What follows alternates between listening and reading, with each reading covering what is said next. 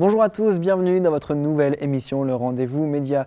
Vous vous demandez comment les médias fonctionnent? Eh bien, vous êtes au bon endroit. Aujourd'hui, nous partirons à la rencontre d'acteurs locaux qui produisent l'information du territoire. Je parle bien sûr des radios d'information locale. Mais juste avant ça, retrouvez votre série animée.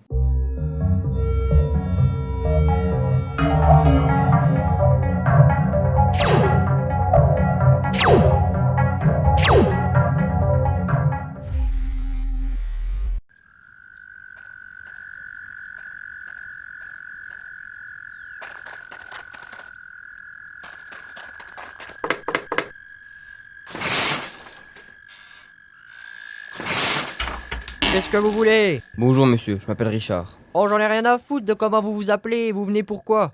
Si c'est pour des panneaux solaires, allez vous faire voir. Non monsieur, c'est pas pour les panneaux solaires. C'est pour les Boy Scouts? Non monsieur, c'est pas les Boy Scouts. C'est les huissiers? Non monsieur, je suis médium. Un médium? Mais pourquoi vous venez ici, charlatan? Monsieur, je viens parce que vous êtes mort depuis 10 ans. Quoi? Oui, et le propriétaire aimerait bien réussir à vendre son bien. Du coup, je dois vous faire partir. Oh, essaye donc voir un peu, espèce de... Ah!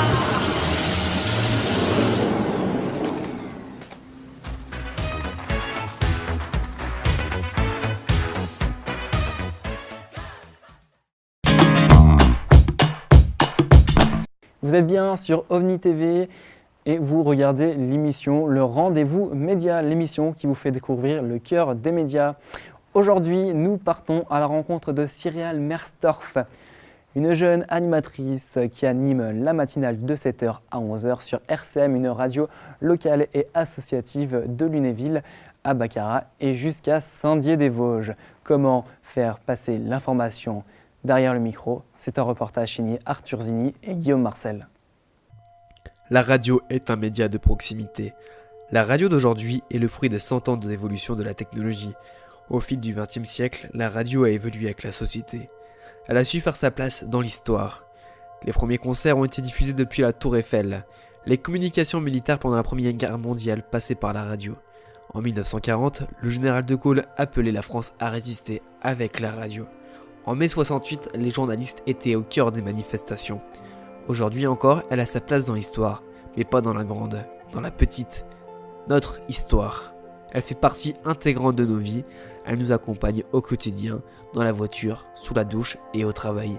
Après la libéralisation des ondes en 1980, sous l'impulsion de Énergie, une radio fraîchement créée, de nombreuses radios ont vu le jour. Des radios qui aujourd'hui sont commerciales, mais il y a aussi des radios présentes sur notre territoire, et je parle bien sûr des radios locales. Des radios aujourd'hui qui nous accompagnent, avec des personnes qui prennent le micro et qui partagent leur joie de vivre et leur passion pour la radio. Aujourd'hui, dans le Rendez-vous Média, partons à la rencontre de Cyrielle Merstorff, l'animatrice de la matinale de RCM. Important soit manqué, j'ai beau vous déborder d'enthousiasme et de joie et vous avez de confiance excessive en vous. Enfin, le point avec les cancers, des embrouilles peu recommandables vous sont évités par la force des choses. Lyon, des problèmes sérieux pourraient survenir si vous ne faites pas attention à ce que vous faites. Vierge. Alors on va être honnête entre nous, le matin à 5h30 c'est pas ultra facile, il y a des personnes qui se lèvent encore plus tôt que moi. Je pense que tous les matins on est tous un petit peu fatigués, mais je suis consciente que les personnes qui écoutent les radios, ils ont envie qu'on les motive en fait. Donc ce qui me motive c'est de me dire que je vais aider certaines personnes à avoir l'air un petit peu moins crevées en arrivant au travail, être peut-être d'une meilleure humeur, parce que on est honnête, c'est facile pour personne le matin, et puis c'est mon petit travail, c'est mon petit truc que j'apporte à la société finalement, voilà. Ah oui, je pense que tous les animateurs l'ont parce que c'est une passion. La radio, c'est une passion. Tu fais pas de la radio parce que t'es tombé là, vraiment parce que t'avais pas le choix. Faire de la radio à la base, c'est une passion, c'est quelque chose qu'on a envie de faire. Moi, par exemple, j'ai totalement commencé à faire de la radio en bénévole à Radio Campus Lorraine, donc c'était un choix. C'est un choix de commencer de faire la radio. On n'arrive pas par hasard et si ça nous plaît pas. Très vite, ça devient un métier qui peut être très ennuyeux et les journées peuvent être très longues. Alors qu'en soi, si c'est une passion, les journées tous les jours sont différentes et c'est que du plaisir. Alors RCM, on le capte donc sur cette route nationale 59, donc entre Lunéville et Saint-Dié-des-Vosges. Et on diffuse des informations qui sont locales. Les personnes d'ici habitent dans ces coins de Rans-l'Étape, Baccarat, Saint-Dié-des-Vosges, Lunéville, jusqu'à Dombasle-sur-Meurthe à peu près. C'est des informations qui peuvent les intéresser, eux, et pas les autres. Ça peut déjà moins intéresser des personnes qui sont de Nancy, et c'est notre but d'être vraiment proche de ces auditeurs-là qui nous suivent chaque jour. Et ces personnes-là qui nous suivent chaque jour savent que ces informations sont faites pour eux et rien que pour eux. Alors comme dans toute association, les bénévoles sont fondamentaux. Sans bénévoles, cette association n'existerait pas. Donc je vais commencer par ça pour dire que sans eux, RCM n'existerait déjà plus. Ils sont très très très importants.